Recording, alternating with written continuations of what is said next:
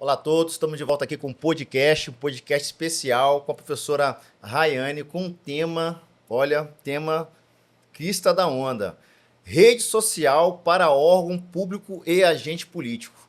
Professora Rayane, seja bem-vinda, queria que a senhora pudesse dar uma explanação geral sobre o tema, se apresentar aí para o nosso público nesse terceiro Congresso Brasileiro da Lei 14.133 aqui do podcast. Fique à vontade, por favor. Muito obrigada pela oportunidade, é uma alegria estar aqui falando sobre rede social. Sou jornalista, palestrante, sou especialista em assessoria de comunicação, tenho mestrado em ciência política pela Universidade de Lisboa, estou concluindo meu doutorado pela Universidade UCES em Buenos Aires, na Argentina, e eu estudo e trabalho com rede social tanto para agente político quanto para órgão público. Como é que eles podem e devem utilizar essas plataformas de um jeito eficaz? Quais são as melhores estratégias? Vou ousar dizer aqui, né, que é uma estratégia interessante porque o órgão público ele consegue interagir com o cidadão, ele consegue potencializar transparências em suas ações, possibilitando para o cidadão que ele consiga ter mais uma ferramenta para exercer um controle social sobre as ações do órgão público. Então, eu acho muito interessante também nesse aspecto. Eu queria que continuar esse bate-papo trazendo algumas questões interessantes. E a primeira questão é a seguinte: quais são as melhores estratégias para os órgãos públicos e agentes políticos para poder aí utilizar essas importantes ferramentas? Olha, existem várias estratégias poderosas nas redes sociais que geram muitos resultados positivos. Mas uma delas que eu considero uma estratégia que faz a diferença é o storytelling. O que é storytelling? É a capacidade de contar histórias com o objetivo de mobilizar, sensibilizar, gerar empatia e identificação. Então, quando eu conto histórias, isso gera mais proximidade com o meu público. Vou dar aqui um exemplo prático. Vamos supor o Dia do Médico, celebrado ali em outubro. E aí, uma prefeitura, a gente vai falar aqui de prefeitura, um órgão público, para ficar de mais fácil compreensão. E aí publica, às vezes, aquele card, aquela arte na rede social. Feliz Dia do Médico. É uma mensagem genérica, é uma mensagem que não traz engajamento, é uma mensagem fria, que não tem teor emocional. Isso não gera conexão com o meu público. Qual seria, então, professora, a melhor alternativa? Eu posso utilizar a história de algum médico, que é muito conhecido na cidade, um médico que tem uma trajetória ali, ou um profissional que é muito querido, que faz um trabalho de excelência, contar a história, a transformação que ele gera para o município e a contribuição que ele tem na saúde das pessoas. Isso tem um poder muito maior de gerar conexão, de gerar engajamento com o público, do que ter uma comunicação engessada, uma comunicação fria. Então, apenas um exemplo prático, onde contar histórias faz toda a diferença. Excelente estratégia, né? Estratégia que gera muita empatia por quem está vendo aquela história ali, uma história real e que a pessoa acaba se identificando e gerando empatia. Excelente estratégia. Quero passar para a próxima questão.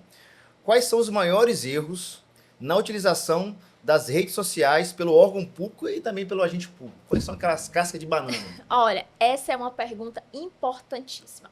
Existe a comunicação pública e existe a comunicação política. E nós não podemos desrespeitar os limites entre um e outro. Por quê? Tem uma linha muito tênue. A comunicação pública, ela é voltada para os órgãos públicos. Ela é para divulgar informações que são de interesse público. A comunicação política, ela é voltada para partidos políticos e agentes políticos. Isso significa que eu não posso utilizar em momento nenhum recursos de comunicação pública para beneficiar alguém. Na prática, como é que isso funciona? Eu não posso utilizar, por exemplo, a rede social da prefeitura para beneficiar a imagem do prefeito.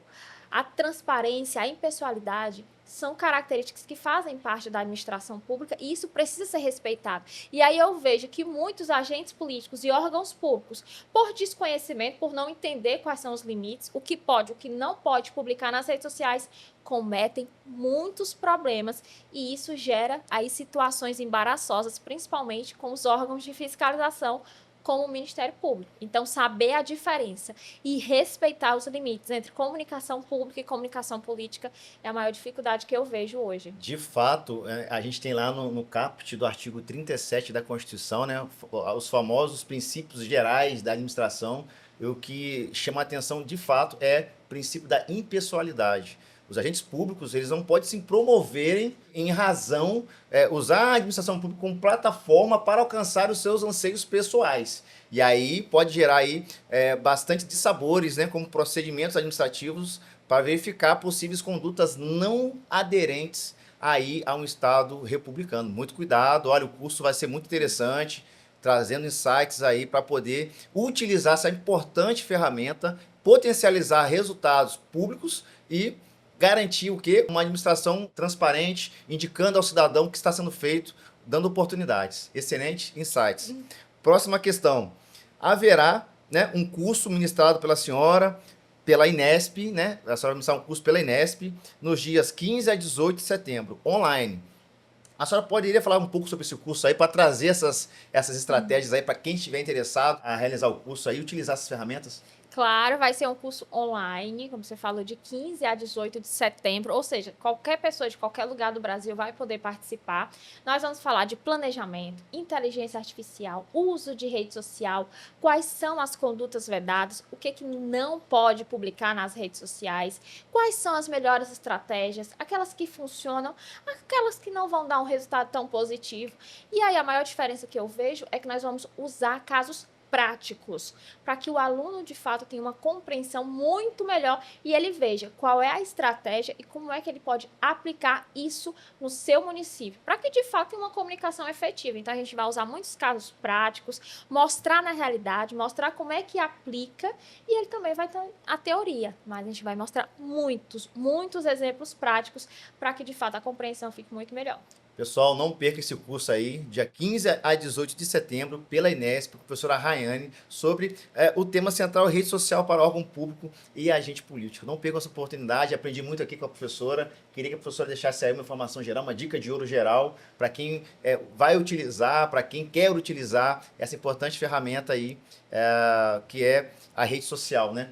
Uma dica aí para todo mundo. Importantíssimo. Eu sempre falo que grandes resultados não são construídos na base da sorte. Tem que ter estratégia. E a rede social é exatamente isso. Então, tem uma rede social com um propósito. Não publique conteúdo de forma aleatória, sem pensar, sem ter um planejamento, sem ter um suporte profissional, sem se capacitar. Tenha estratégias para que, de fato, você consiga grandes resultados nas plataformas digitais. Muito obrigado. Até a próxima oportunidade. Mais um podcast aqui no Congresso Brasileiro da Lei 14.133. Terceiro Congresso Brasileiro da 14.133 de 2021. Obrigado a todos. Até o próximo podcast.